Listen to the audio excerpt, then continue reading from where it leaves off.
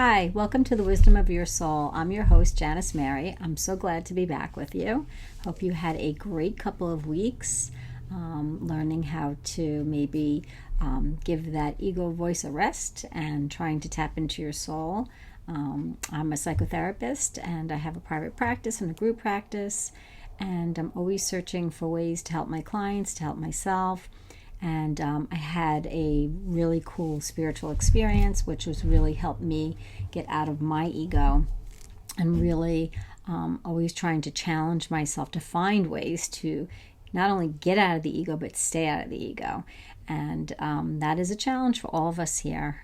We do have to live with the ego, the part of us that is a little critical, a little harsh, sometimes can be even bullying to us. We will have to learn to live with this ego and how we can make it work for us instead of letting the ego run our lives and also make us feel bad about ourselves. Why do we allow a voice that lives within us to have that much power and control over us? We don't want to do that. Last week I wrote a post about comparing the ego to kryptonite, the kryptonite that takes all of Superman's powers away. And yeah, it's a cartoon, but we can really relate to that if something affects us to the point where we're not ourselves, we're not our authentic selves, and takes all of our power away and all of our drive or motivation, like kryptonite does to Superman. In essence, kryptonite makes Superman powerless. He doesn't have any of his powers when he's around that stone. So we don't want to allow something to take all of our power away. And for us, it's the ego. So if you look at it that way, that our ego is our kryptonite, that if we really allow our ego to take over and we live just in the ego mind, that it can really, make us live in a very unempowered way, not in our powerful, superpower way. And can take away our life of abundance, can take away our life of all of our dreams, So we really have to look at the ego in ways that help us. And although that's a little drastic to call the ego's effect kryptonite, I do believe it fits sometimes. When I see, sometimes I'll get an ego thought that will just kind of take me down. A thought will come in, and if I believe it, it could really disrupt my day. It could disrupt my practice. It can just disrupt me so much when I'm more in that other energy, our energy of our being, our energy of our consciousness, the energy of our soul. We're in this other energy. We're not really thinking too much, and we're just, kind of operating on a more intuitive level, which could feel to some people more primitive, but it's actually not, because it's much more advanced. When you go into your soul energy, there's so much wisdom, and that's why I entitled this The Wisdom of Your Soul, because there's so much access to more information than through the ego, which is really just learned basically from the world. The ego studies the world and tells us what we need to do to be perfect in this world and to be successful in this world. And some of the things that the ego can suggest is helpful and we can do. But most of the things that the ego suggests is really comes from a very deficit place, and also comes from a very critical place. So it's not really the best way to learn for us. So I want you to think about, maybe just being curious about yourself, curious about this ego versus this soul being energy. And to kind of just keep encouraging yourself to even consider the thought that there is this other way to be in the world. And when you're in this, your soul energy, you're really very, very present, and you're not really traveling too much into the future or the past. So it's hopeful in that way. And it can make you feel very good, because living in the present moment is very satisfying. Even if you're just having a cup of coffee, it's much, much more satisfying to drink a cup of coffee in the present moment than to drink a cup of coffee in a fear of the future. If you're sitting there drinking your coffee and you're thinking about all the horrible things that are going to happen in this world, how is that for us? If we're sitting there drinking coffee and thinking about the election or thinking about scary things or what's going to come of the world, like a lot of my clients will get into a lot of fear-based thinking and just kind of sit in it. And I catch myself if I'm not on social media that much, but even if I go on it for even a couple of minutes, I feel it start affecting me. Again, like that ego's kryptonite. And I don't avoid social media, but I really realize that it doesn't really make me feel good, So if something doesn't make me feel good, the energy of being has kind of taught me to kind of move away from it. I don't have to move away from it. I still know what's going on in the world. I'm still educated. I'm still concerned. I still do the best that I can to make this world a better place. But I often can see that even 5 minutes reading too many news stories isn't good for me. So that's something that, again, you want to be curious about your own self. What are you doing in your day that is making you feel better or worse? And generally, if we're not feeling so good, if we're feeling really, really stressed, it's because we're in the mode of the ego, of trying to be controlling. Like the ego wants us to be a little more controlling.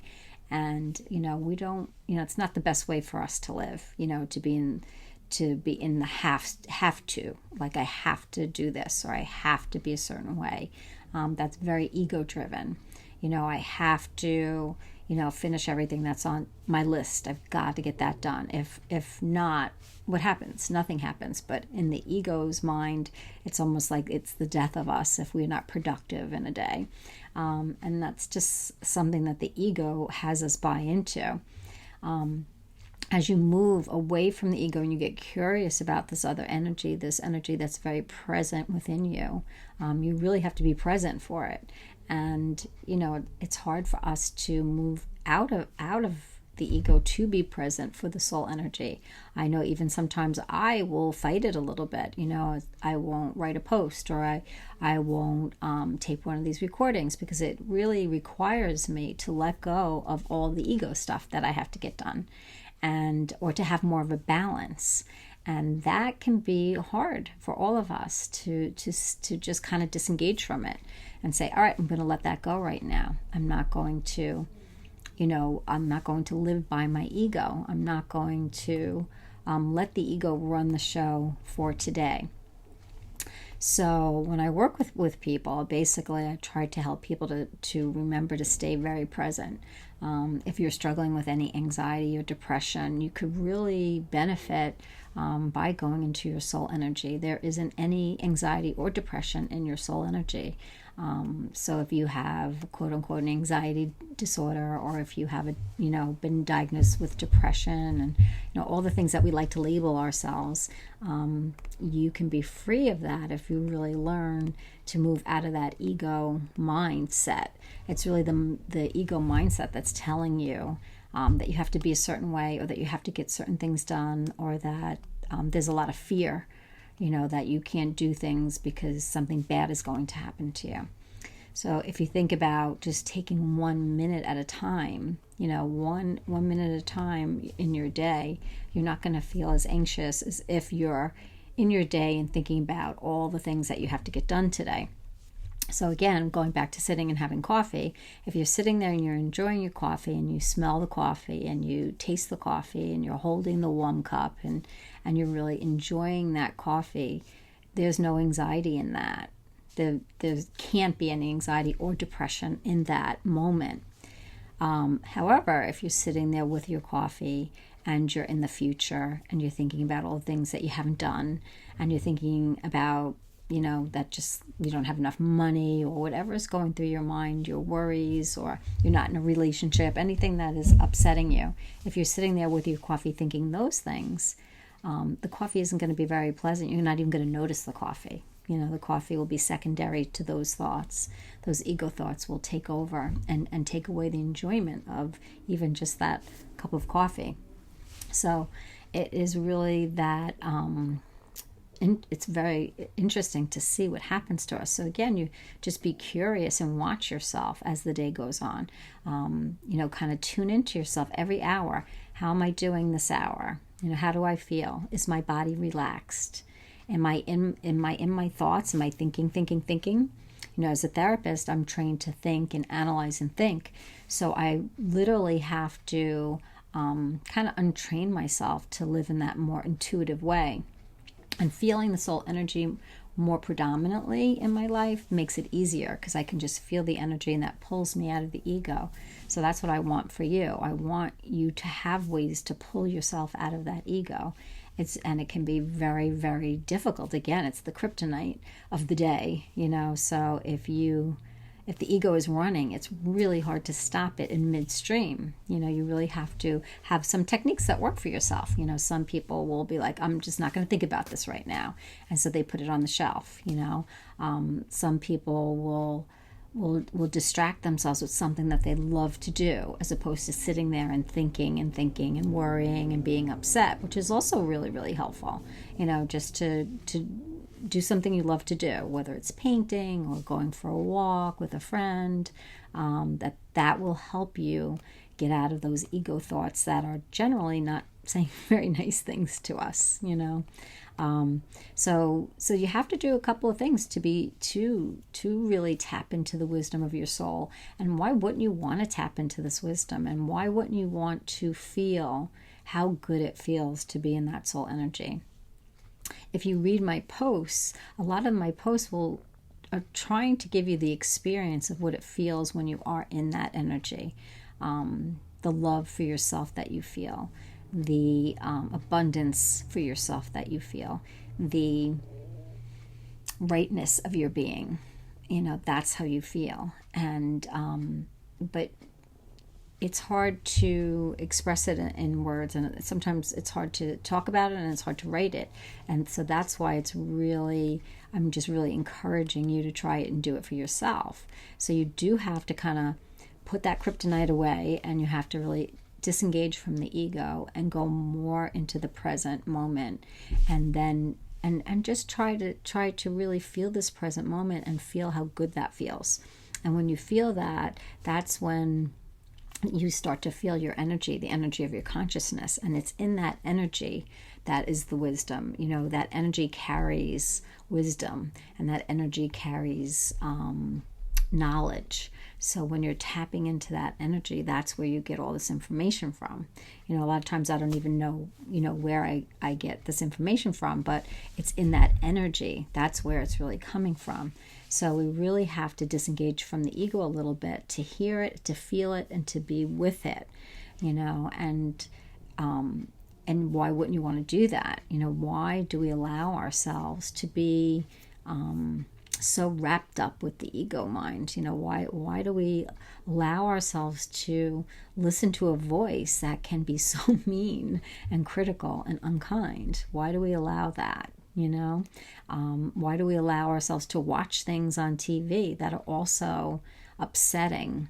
That doesn't really help our moods. That makes our heartbeats, or makes us feel tense or anxious. Why do we allow ourselves to experience that? And there's nothing wrong with experiencing that. It's just if we don't have a balance, then we're going to think the world is all of those negative things. So what I really like about the soul energy is that it's the balance. So if you want to feel, the sadness of life, and if you want to, feel all those different feelings that, even if we didn't label them as bad, it's just different feelings that feel hurtful. If you want to feel them for a little while, that's fine.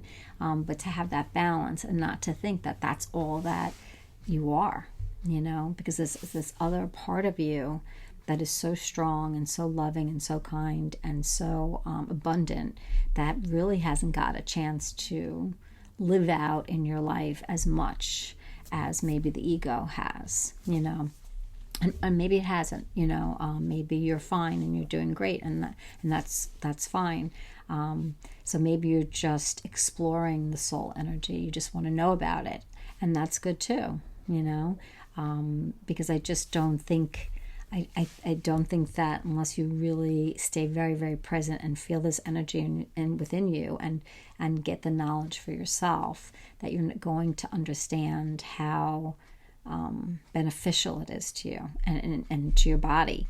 We're so health conscious, but yet we're not mind conscious, and our thoughts do affect our body. So if we're spending half of our lives in negative thoughts and watching and feeding our minds all this negative stuff, our body is really under quite a bit of stress. And since COVID has happened, and it's such a stressful time for people, people are feeling that. They're feeling so much stress in their bodies. So the best thing for us to do is to really become very, very present. And if a thought comes in while you're trying to be present that worries you or upsets you, then just write the script of what you want. So if you're sitting there, you're enjoying a cup of coffee, and then money worries come in your mind, you could then just write what you want. That money comes to me freely and easily, and you just say that to yourself over and over again. So you're giving yourself the thing that you want. So you're giving the answer to the worry, and that helps the mind a little bit to settle down. You could also say something like, well, if I didn't have this worry, how would I feel today? If I didn't have whatever challenge is running through my mind, because there's always something, if I didn't have this challenge, what would I be doing today? If everything was fine in my life, if I had the perfect relationship, if I had the desired amount of money, if I had good health, if I had everything going right, what would I choose to do today? If I didn't really have anything to worry about. And then make a list of those things that you want to do, and then start to try to do them. That is really a great antidote to anxiety and depression. So again, we let what the ego is bringing to our mind to really consume us and to be center stage. It's almost like anytime the ego brings us a message, we put a stop to everything. It's like, okay, what? Stop. We're going to wait. And we're going to address what the ego has just brought to us, even if we know that it's not true. Even if whatever thought comes into our mind, we know that, well, that's not true about me. I have a lot of clients that they just feel like bad people. And then when I really ask them, do you really, really think you're a bad person? You're a human person. You're not perfect, but do you really, really think you're a bad person? And the answer is no. So why are you living your day trying to prove to yourself that you're not a bad person? We get so derailed with trying to prove the ego wrong. It is like being in that bad relationship and always trying to prove to the person that they're wrong about you, that they have you wrong, they're misperceiving you. So many relationships, I when I work with people, they just are heartbroken because their partner is perceiving them in the wrong way, and they want so much to prove to their partner that that they're perceiving them wrong. And it's a very, very hard thing to let go of when you think somebody's perceiving you in a way. So in a way, if we make the ego another person, we're doing the same thing just in our ego mind. We're just trying to prove the ego wrong. If you're saying I'm a bad person, I'm going to prove to you I'm a good person. And I'm going to prove to you I'm a good person by doing this, this, and that. Instead of saying to the ego, I am a good person, I don't have to prove this to you, and I'm going to go do what I want to do. That's a very different reaction to the thoughts that could come into your mind. So anytime a thought that comes in, you want to first ask yourself, is this true? Is this even true? Is this thought true? And if the answer is no, then maybe you could let that go. If you feel like the answer is yes, if you feel like, yeah, I am a bad person, then you just have to kind of help yourself and say, well, really, really sit with that. What makes me a bad person, and really try to help yourself move away from that. And if you can't, then you could think about, well, what makes a good person? And visualize yourself being this good person, that this imagined person that you think that you should be, and that you just are. You just are that good person. So again, it's ways in trying to disengage from the craziness of our ego. It's the ability to find a way to move away from harsh and critical treatment of the self and going more into a much more accepting and loving place. And when you do that, then you're not thinking as much, and you're able to catch more the present moment. And when you catch the present moment, that's when you're going into more of that soul energy that you have. And then that's where you're going to find all your gifts and your abundance and parts of you that you didn't even know existed, and answers to ego's problems. Gives you insights and answers to the things that are bothering the ego. So it's almost like, again, the ego is the child and the soul is the parent, and always has like these wise answers and can help the ego child a lot. So don't let your ego be the kryptonite. Don't allow it to take over, and really challenge yourself. Challenge yourself. Do it in those 3 steps.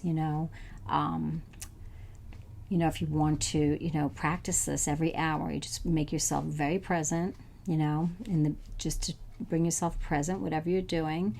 And if the ego comes in and you can't get off of that thought, then you basically just give the ego whatever it wants, and say to yourself, okay, so the ego's saying that I need to do this. Okay, so you imagine yourself doing it and doing it successfully, and that you're a success, and then you can kind of let it go.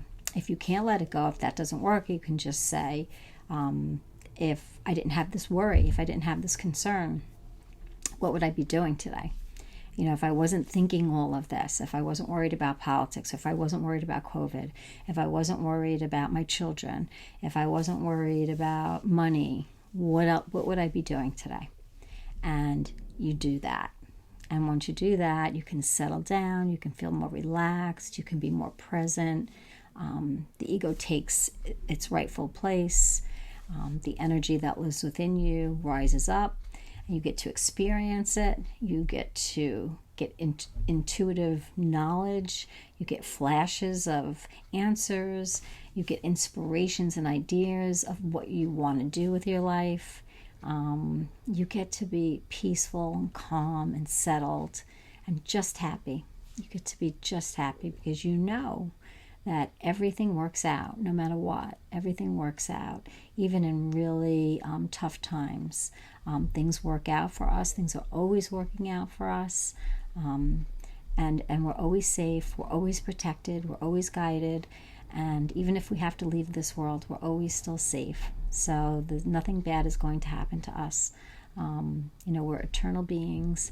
And if it's time for our bodies to be done, then we continue on. So in that safety and in that love and in that knowledge, you can feel that, and that is your gift. It's a gift to live life knowing all of that. It really settles the scared ego down and helps you in your life, and helps you then go in the directions that you truly, truly want to go in, not in the directions that you think you should be going in. So I hope that helps for today. Have a beautiful, wonderful day. As always, if you have any questions, feel free to email me at janismart40@yahoo.com. I'd love to hear from you.